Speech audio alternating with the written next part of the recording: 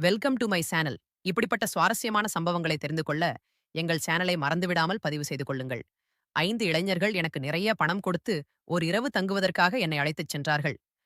5 இளைஞர்களும் என்னுடன் தாங்கள் விரும்பியதை நிறைவேற்றிக் கொண்டபோது திடீரென்று அவர்களின் 6வது நண்பனும் வந்தான். ஆனால் அவன் அறைக்குள் நுழைந்தவுடன் கத்தத் தொடங்கினான். ஏனென்றால் சூழ்நிலைகள் ஒரு நபரை அவன் ஒருபோதும் நினைக்காத அனைத்தையும் செய்யும்படி கட்டாயப்படுத்துகின்றன. அல்லது சில நேரங்களில் அதிகப்படியான ஆசைகள் ஒரு நபரை அழித்துவிடும் என்று கூட சொல்லலாம்.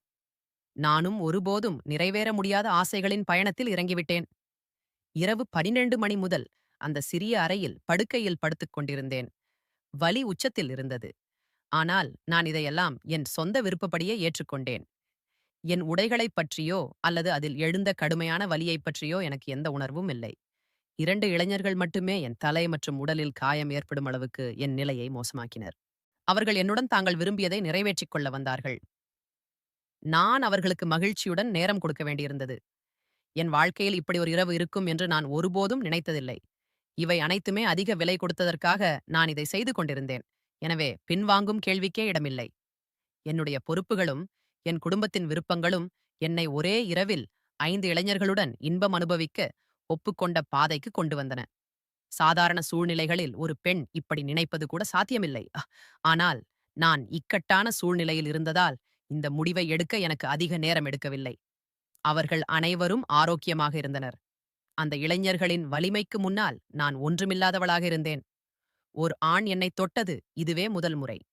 படுக்கைக்கு வந்த முதல் 2 இளைஞர்களும் என்னை முழுமையாக கட்டாயப்படுத்தி என்னை அவர்களின் இச்சைக்கு இலக்காக்கினர். 2 இளைஞர்கள் வெளியேறியவுடன் 3வது இளைஞனும் அறைக்குள் வந்தான். நான் ஒரு ஆழ்ந்த மூச்சை எடுத்தேன். எனக்கு கொஞ்சம் கொஞ்சம் நேரம் வேண்டும். ஆனால் அவன் எனக்கு அவ்வளவு நேரம் இல்லை. என்னுடைய நண்பர்கள் பலர் வெளியே காத்திருக்கிறார்கள் என்று சொல்லத் தொடங்கினான். அவன் சொல்வதைக் கேட்டு என் கண்களிலிருந்து கண்ணீர் வழியத் தொடங்கியது. அவன் உடனே என்னை நோக்கி நடந்து வந்து என் கண்ணீரை பொருட்படுத்தாமல் என் மீது அவன் ஆசையை தீர்த்துக் கொள்ளத் தொடங்கினான். பொறுத்துக் கொள்ளும் சக்தி என் உடலில் குறைந்து கொண்டே இருந்தது. நான் அவனை என்னிடமிருந்து விலக்கி மீண்டும் மீண்டும் முயற்சி செய்து கொண்டிருந்தேன். ஆனால் அவன் என்னை மேலும் மேலும் கடுமையாக்கத் தொடங்கினான். அவன் இந்த விளையாட்டை ரசிப்பது போல் தோன்றியது. நான் தள்ளும்போது அவன் முன்பை விட அதிக உற்சாகத்துடன் என் அருகில் வருவான். அதனால் இப்போது நான் அவனை தடுக்கும் தவறை செய்யவில்லை. எனக்கு நடுங்கியபடி எனக்கு நடக்கும் இந்த பேரழிவை அமைதியாக கொண்டிருந்தேன். அவன் அரை மணி நேரம் தன் ஆசையை தீர்த்துக் கொண்டே இருந்தான். கிளம்பும்போது என் உடம்பில் பற்களின் அடையாளங்களை விட்டுவிட்டு மீண்டும் ஒரு வாய்ப்பு கிடைத்தால் நிச்சயமாக என்னுடன் நேரத்தை செலவிடுவேன் என்று சொல்லத் தொடங்கினான். முதல் இருவரும் சென்ற பிறகு நான் என் உடலை பார்த்தேன். என் உடலில் எந்த பகுதியிலும் காயங்கள் இல்லை. 3வது இளைஞன் என் மீது காயங்களை ஏற்படுத்தி என்னை வரம்பிற்கு மேல் காயப்படுத்தினான். அவன் பற்களின் அடையாளங்கள் எல்லா இடங்களிலும் தெரிந்தன. பின்னர் மற்ற 2 சிறுவர்களும் தலா 1 மணி நேரம் என்னை தாங்கள் காமத்தின் இலக்காக வைத்திருந்தனர். அந்த இளைஞர்களுக்கு என் மீது எந்த ஆர்வமும் இல்லை. அவர்கள் ஏன் அப்படி செய்ய வேண்டும் என்றால், அவர்கள் என்னுடைய ஒரு இரவை பெரிய தொகைக்கு ஈடாக வாங்கினார்கள். அவர்கள் தங்கள் பங்கை வசூலித்துக் கொண்டிருந்தார்கள். அந்த இரவு என் வாழ்க்கையில் இருண்ட இரவாக மாறியது. என் நிலை மிகவும் மோசமாக தொடங்கியது. என்னால் சொந்தமாக செயல்பட முடியவில்லை. வலியால் மெதுவாக என் கண்கள் மங்கலாயின. பின்னர் அந்த இளைஞர்கள் தாங்கள் 6வது நண்பன் ஒருவன் வந்திருப்பதாக என்னிடம் சொன்னார்கள். எனக்கு அவர்களை மறுக்கவோ அல்லது எதிர்க்கவோ கூட தைரியமில்லை. அந்த இளைஞன் அறைக்குள் நுழைந்து என் படுக்கைக்கு அருகில் வந்தவுடன் என்னை பார்த்ததும் கத்தத் தொடங்கினான். அவன் ஏன் கத்தினான் என்று தெரிந்தால் உங்களுக்கே நெஞ்சு வலிக்கும். என் பெயர் ட்விங்கிள். எனக்கு அப்போது 22 வயதுதான் ஆகியிருந்தது. நான் பட்டப்படிப்பை முடித்திருந்தேன். ஆனால் இன்றைய காலகட்டத்தில் பட்டப்படிப்பு என்பது ஒன்றுமே இல்லை. மக்கள் இன்னும் சாலைகளின் ஓரங்களில் தாங்கள் பெற்ற பட்டங்களை கையில் ஏந்தி வாழ்கிறார்கள். வேலை தேடிச் சென்றபோது இதை நான் சரியாக உணர்ந்தேன். ஒவ்வொரு நிறுவனத்திற்கு முன்பும் தாங்கள் வேலைக்காக காத்திருக்கும் இளைஞர்களின் பெரிய வரிசை உள்ளது. இதுபோன்ற சூழ்நிலையில் என்னைப் போன்ற ஒரு பெண்ணுக்கு அனுபவமோ அல்லது பெரிய பட்டமோ இல்லாதபோது ஒரு வேலை அப்படித்தான் கிடைக்கும். ஆனால் வேலை தேடுவது எனக்கு மிகப்பெரிய சவாலாக மாறியது. ஏனென்றால் அப்பாவின் மரணம் எங்கள் நம்பிக்கையை உடைத்துவிட்டது. குடும்பத்தில் அப்பா மட்டுமே வருமானம் மீட்டும் ஒரே நபர். நாங்கள் 3 சகோதரிகளும் திருமணமாகாதவர்களாக வீட்டில் இருந்தோம். என் மூத்த சகோதரி படிக்காதவர். அதனால்தான் சம்பாதிக்கும் பொறுப்பு அவளுடைய தோள்களில் சுமத்தப்படாமல் என் தோள்களில் சுமத்தப்பட்டது. நான் வீட்டை விட்டு வெளியே வந்தபோது நான் அதிர்ச்சியடைந்தேன். வெளியுலகம் மிகவும் எளிதானது என்று நினைத்தேன். ஆனால் இப்போது அப்பா எங்களுக்காக சம்பாதிக்க எவ்வளவு கடினமாக உழைத்தார் என்பது எனக்கு புரிகிறது. எங்கள் ஆசைகளை நிறைவேற்றுவதற்காக நான் எப்போதும் அப்பா மீது கோபமாக இருந்தேன். என் கோபத்தில் அப்பாவின் முகம் எப்போதும் வெளிரி போயிருக்கும். அவர் என்னை மிகுந்த அன்புடன் அழைத்து, மகளே, கவலைப்படாதே, ஒரு நாள் உன் அதிருஷ்டமும் உயரும். ஆனால் அந்த நாள் வருவதை என்னால் பார்க்க முடியவில்லை என்று கூறுவார். பின்னர், அப்பா தூக்கத்திலேயே இறந்துவிட்டார். காலையில் அப்பா எங்களுடன் இல்லை என்பதை நாங்கள் உணர்ந்தபோது, அப்பா எங்களுக்காக எவ்வளவு செய்திருக்கிறார் என்பதை நாங்கள் உணர்ந்தோம். அவர் எங்கள் குடும்பத்தில் இருந்தவரை உலகின் தீய பார்வைகளும் உணவு போன்ற அடிப்படை தேவைகளையும் நாங்கள் இழக்கவில்லை. அப்பா இறந்த சில நாட்களுக்கு எங்கள் அண்டை வீட்டாரும் குடும்ப உறுப்பினர்களும் எங்களுக்கு உதவினார்கள்.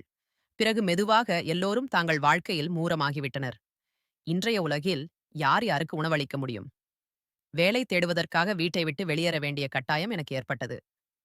வெளியுலகம் பெண்களுக்கு எவ்வளவு கடினம் என்பதை உணர்ந்தேன். எனக்கு எந்த நிறுவனத்திலும் வேலை கிடைக்கவில்லை. ஏற்கனவே ஆயிரக்கணக்கான இளைஞர்கள் ஒவ்வொரு நிறுவனத்திற்கும் வெளியே நின்று கொண்டிருந்தனர். நான் பள்ளிக்கு வேலைக்கு சென்றேன். அரை நாளுக்கு மேல் வேலை செய்ததற்கு 6000 ரூபாய் மட்டுமே கிடைப்பதைக் கண்டதும் என் நிலை மோசமடைந்தது. அதில் எல்லா பணமும் வீட்டுச் செலவுக்கே செலவிடப்பட்டது. இதிலும் ஒவ்வொரு பள்ளி மாணவரின் அனுபவத்தைப் பற்றி கேட்கும் பொழுது நான் வாயடைத்துப் போவேன். நிறைய தேடியும் எனக்கு வேறு எந்த வேலையும் கிடைக்கவில்லை. எனவே என்னுடைய நண்பர் ஒருவரின் சகோதரியின் உதவியுடன் எனக்கு ஒரு பபுள் பணியாளராக வேலை கிடைத்தது. நகரத்தின் நெரிசலான பகுதியில் அமைந்துள்ள அது ஒரு பெரிய பாப். அங்கு எப்போதுமே ஆண்கள் கூட்டம் அதிகமாகவே இருக்கும். மறுநாளே நான் வேலையில சேர்ந்தேன். அந்த வேலையின் பணிகள் மிகவும் விசித்திரமாகவும் எனக்கு புதியதாகவும் இருந்தன. அவற்றை செய்து முடிக்க நான் கட்டாயப்படுத்தப்பட்டிருந்தேன். நிறைய மேக்கப் போட்டு தோள்களில் குட்டையான கூந்தலுடன் அரைகுறை ஆடையுடன் ஒரு நவீன பெண்ணாக நின்று கொண்டிருக்க வேண்டும். இந்த வேலையை செய்ய வேண்டுமா வேண்டாமா என்று இன்னும் முடிவு செய்யவில்லை. ஏனென்றால் அது எனக்கு மிகவும் கடினமான வேலை. எங்க அப்பா உயிரோடு இருக்கும் வரை நான் வீட்டை விட்டு வெளியேற வேண்டிய அவசியம் ஏற்பட்டதில்லை.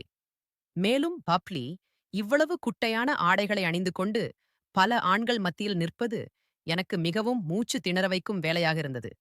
ஆனால் பசி ஒருவனை எதையும் செய்ய வைக்கிறது. நான் அங்கிருந்து வீடு திரும்பிய போது என் அம்மா வாசலில் கவலையுடன் நின்று கொண்டிருந்தாள். மகளே, மின்சாரத்துறையினர் வந்து நம் வீட்டின் மின் இணைப்பை துண்டித்து விட்டார்கள் என்றாள். என் அம்மாவின் பேச்சைக் கேட்டதும் என் இதயம் கனத்துப் போனது.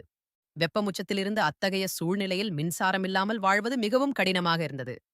ஆனால் கடந்த 2 மாதங்களாக எங்களால் பணம் செலுத்த முடியவில்லை. அதனால்தான் எங்கள் மின் இணைப்பு துண்டிக்கப்பட்டது. அம்மாவின் கண்ணீர் எனக்கு இந்த முடிவை எடுக்க மிகவும் எளிதாகியது. நான் என் அம்மாவை கட்டிப்பிடித்து எனக்கு ஒரு நல்ல இடத்தில் வேலை கிடைத்துவிட்டது. நாளை முதல் நான் வேலைக்கு செல்ல வேண்டும் என்றேன். அம்மா, என் தலையில் கை வைத்து இப்போது நீதான் எனக்கு இருக்கும் ஒரே ஆதரவு. உன் 2 சகோதரிகளுக்கும் நீதான் திருமணம் செய்து வைக்க வேண்டும் என்றாள். அம்மா என் தோள்களில் மிகப்பெரிய பொறுப்பை சுமத்தினாள். இந்த பொறுப்பை எப்படி நிறைவேற்றுவது என்று யோசித்துக் கொண்டிருந்தேன். ஆனால் இந்த கடமையை நான் தான் செய்ய வேண்டியிருக்கிறது. எனக்கு எங்கே வேலை கிடைத்திருக்கிறது என்று அம்மா கேட்டுக்கொண்டு கொண்டிருந்தாள். ஆனால் எனக்கு எங்கே வேலை கிடைத்தது என்று நான் அம்மாவிடம் சொல்ல விரும்பவில்லை. அதனால்தான் எங்க அம்மாவிடம் நிறுவனத்தில் நல்ல வேலை கிடைச்சிருக்கிறது என்று சொன்னேன். என்னோட வேலை நேரமாசின மதியம் 7 மணி முதல் இரவு 11 மணி வரைதான். இதை நான் ரொம்ப கஷ்டப்பட்டு அம்மாவிடம் சொன்னேன். என் வேலை நேரத்தை தெரிந்து கொண்டதும் இது எந்த நிறுவனம் என்று ஆச்சரியமாக பார்க்கத் தொடங்கினாள். இது 24 மணி நேரமும் இயங்கும் ஒரு பன்னாட்டு நிறுவனம் என்று பொய் சொன்னேன். அந்த நேரத்தில் எங்களுக்கு பணம் மிகவும் தேவைப்பட்டதால் மேலும் கேள்விகள் கேட்பதற்கு பதிலாக அம்மா என்னை முன்னேற்றத்திற்காக ஆசீர்வதித்தாள். மறுநாள் மதியம் 2 மணிக்கு நான் வீட்டிலிருந்து பப்புக்கு கிளம்பினேன். என் விதி என்னை இங்கிருந்து எங்கு அழைத்துச் செல்லும் என்று எனக்கே தெரியவில்லை. பப்புக்கு வந்த பிறகு நான் என்னுடைய மாற்றிக்கொண்டேன். மேலாளர் என்னை பப்பின் வாசலில் நிற்க வைத்து, இன்று உன்னுடைய முதல் நாள். அதனால் நீ அனைவரையும் மரியாதையுடன் வரவேற்க வேண்டும் என்றார். நானும் சரிங்க சார் என்றேன். சற்று பயத்திலும் இருந்தேன். மேலும் கோபமாக நீ ஏன் இவ்வளவு சோர்வான முகத்துடன் வந்துள்ளாய்? முதலில் நீ மேக்கப் செய்ய வேண்டும் என்றார். நானும் மேலாளரின் பேச்சை கேட்ட பிறகு எனக்கு வெட்கமாக இருந்தது. ஏனென்றால் நான் மேக்கப் எதுவும் இல்லாமல் இருந்திருந்தேன். அங்கிருந்த இன்னொரு பெண் தன் மேக்கப்பை எடுத்து எனக்கு ஒரு ஆழமான சிவப்பு நிறத்தை கொடுத்தாள். அவள் என் முகத்தில் வேகமாக மேக்கப் போடத் தொடங்கினாள். அதன் பிறகு நான் கண்ணாடியில் என்னை பார்த்தபோது நானும் ஆச்சரியப்பட்டேன். நான் மிகவும் அழகாக இருந்தேன். நான் ஏற்கனவே நல்ல நிறமாகவும் மிகவும் அழகாகவும் இருப்பேன் என்பது எனக்கும் தெரியும். ஆனால் சிறிது மேக்கப்பிற்கு பிறகு நான் முற்றிலும் வித்தியாசமாக இருந்தேன். நான் கண்ணாடியில் என்னை பார்த்துக் கொண்டிருந்தபோது அந்த பெண் உன் அழகை பார்த்த பிறகுதான் இந்த மக்கள் உன்னை இங்கே வைத்திருக்கிறார்கள், இல்லையெனில் வேலை செய்ய நிறைய பேர் இருக்கிறார்கள் என்று சொல்லத் தொடங்கினாள். எனக்கு இந்த வேலை கிடைத்தது என் திறமையால் அல்ல, என் அழகால் என்று எனக்கும் தெரிந்தது. வேலையின் இந்த முதல் நாள் எனக்கு மிகவும் கடினமாக இருந்தது. நான் மதியம் 3 மணி முதல் வாசலில் நின்று கொண்டு இங்கு வரும் ஆண்களையும் பெண்களையும் வரவேற்றுக் கொண்டிருந்தேன். பெண்களின் எண்ணிக்கை குறைவாகவே இருந்தது. பெரும்பாலும் ஆண்கள்தான் அதிகம் வந்து கொண்டிருந்தார்கள். இரவு முடியும் போது என் கால்கள் மிகவும் வலித்தன. நான் வீட்டிற்கு கிளம்பினேன். நள்ளிரவு 12 மணி அளவில் வீட்டை அடைந்தேன். அம்மா எனக்காக விழித்திருந்து காத்திருந்தால், நான் அம்மாவுடன் அமர்ந்து இரவு உணவு சாப்பிட்டுவிட்டு உடனடியாக படுக்கையில் படுத்துக் கொண்டேன். அந்நேரத்திலே நான் எங்க அப்பாவை ரொம்ப மிஸ் செய்தேன். அப்பா என் கோபத்தை ரொம்பவே பொறுத்துக் கொண்டார். ஆனால் நான் எப்போதும் ஏதாவது ஒரு விஷயத்தில் அவர் மீது கோபத்தில்தான் இருந்திருப்பேன். காலை வரை எப்போது தூங்கினேன் என்று எனக்கு தெரியவில்லை. மறுநாள் மதியம் 12 மணி வாக்கில் வீட்டிலிருந்து கிளம்பி 3 மணிக்கு வேலை செய்யும் இடத்தை அடைந்தேன். இன்று என்னை வரவேற்பு அறையில் நிற்க வைக்கவில்லை. மாறாக ஆர்டர் எடுக்கும் வேலை எனக்கு கொடுக்கப்பட்டது. இந்த வேலை எனக்கு கொஞ்சம் எளிதாக தோன்றியது. ஆனால் சிறிது நேரத்திற்குப் பிறகு இந்த வேலை அவ்வளவு எளிதானது அல்ல என்பதை உணர்ந்தேன். ஆர்டர் எடுக்க நான் யாரிடம் சென்றாலும் பெரும்பாலான ஆண்கள் என்னை தலைமுதல் கால் வரை பார்த்து சிரிப்பார்கள். பதிலுக்கு நானும் சிரிக்க வேண்டியிருந்தது, ஏனென்றால் அது என் வேலையின் விதி. அவர்கள் வேண்டுமென்றே ஆர்டர்கள் கொடுக்க நிறைய நேரம் எடுத்துக் கொள்வார்கள். சில சமயங்களில் நான் ஆர்டர் எடுக்கும் பொழுது மிக அருகில் வந்து கிசுகிசுப்பார்கள். அப்போது என் மூச்சு நின்றுவிடும். இந்த பப் என்னைப் போன்ற பணியாளர்களால் மட்டுமே இயங்குகிறது. இங்கு வரும் பெரும்பாலான ஆண்கள் பெண்களுக்காகத்தான் வருகிறார்கள் என்பதை இப்போது நான் நன்றாக உணர்ந்தேன். நாட்கள் வேகமாக கடந்து கொண்டிருந்தன. நான் இங்கு வேலை செய்யத் தொடங்கி 1 மாதம் ஆகிவிட்டது. இந்த 1 மாதத்தில் நிறைய விஷயங்கள் நடந்தன. இரட்டை அர்த்த வார்த்தைகளை பரிமாறிக்கொள்வது, ஆற்றல்கள் கொடுப்பது என்ற சாக்கில் அருகில் வரும் ஆண்களின் விசித்திரமான தோற்றங்கள், அது எனக்கு மிகவும் விசித்திரமாக இருந்தது. ஆனால் வேலையின் சிறப்பம்சம் என்னவென்றால், சம்பளத்தைத் தவிர 1 மாதத்தில் டிப்ஸாக நிறைய பணம் சேகரித்தேன். அந்த பணத்தைக் கொண்டு நான் மின்சார கட்டணத்தையும் செலுத்தினேன். மெதுவாக நான் பப்பின் சூழ்நிலைக்கு பழகிக் கொண்டிருந்தேன். ஒவ்வொரு இரவும் ஒரு அறையின் மூலையில் உள்ள மேசையில் 5 இளைஞர்கள் அமர்ந்திருப்பார்கள்.